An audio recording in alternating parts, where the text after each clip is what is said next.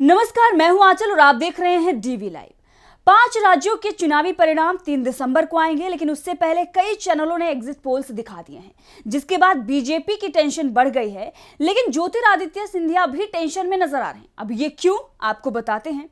मध्य प्रदेश के जब आंकड़े सामने आए, पोल्स में सीटें किसको कितनी मिल रही हैं, जब ये नजर आया तो एक तरफ तो बीजेपी खुश हो रही है क्योंकि कुछ चैनल बीजेपी की बढ़त दिखा रहे हैं, लेकिन दूसरी तरफ कुछ चैनल दिखा रहे हैं कि मध्य प्रदेश में कांग्रेस की सरकार बन रही है, जिसकी वजह से बीजेपी में टेंशन है।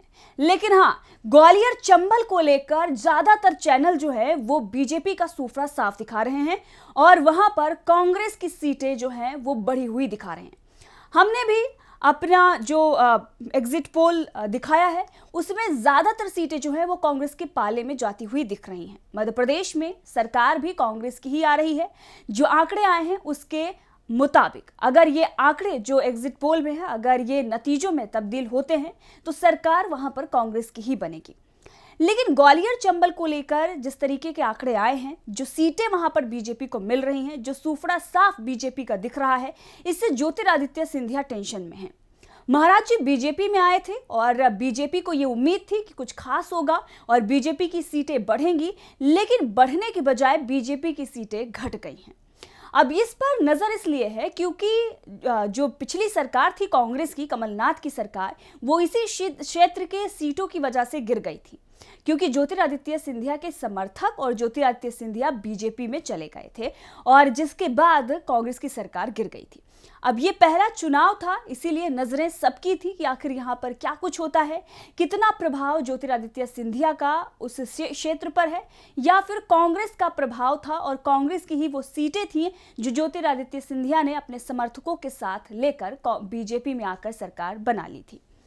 अब इस वक्त हमारे पास 2 पोल्स के नतीजे हैं, एक तो हमारा जो हमने किया है और इसके साथ ही एबीपी का सी वोटर का पोल्स है, जो दिखा रहा है कि कितनी सीटें ग्वालियर चंबल में बीजेपी को मिल रही हैं और कितनी कांग्रेस को मिल रही हैं।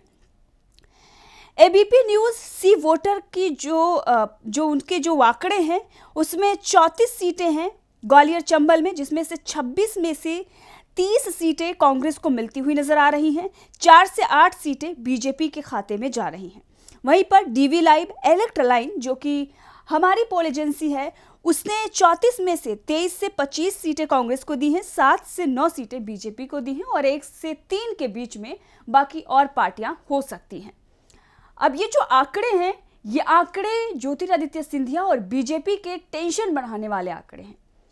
ये देखकर लोगों को ऐसा लग रहा है कि अब ज्योतिरादित्य सिंधिया का प्रभाव जो है वो उनके क्षेत्र पर नहीं बचा। हमने पहले भी आपको बताया था कि ज्योतिरादित्य सिंधिया के जब क्षेत्र में जा रहे थे तो लोग जो हैं वो ज्योतिरादित्य सिंधिया को महाराज ना कह के भाई साहब कहते हुए नजर आते थे, जिसके बाद पता चल गया था कि उनका प्रभाव धीरे धीरे खत्म हो रहा है। और अब जो ये नतीजे हैं, जो आंकड़े हैं, ये दिखा रहे हैं कि बीजेपी को कितना लॉस हुआ है।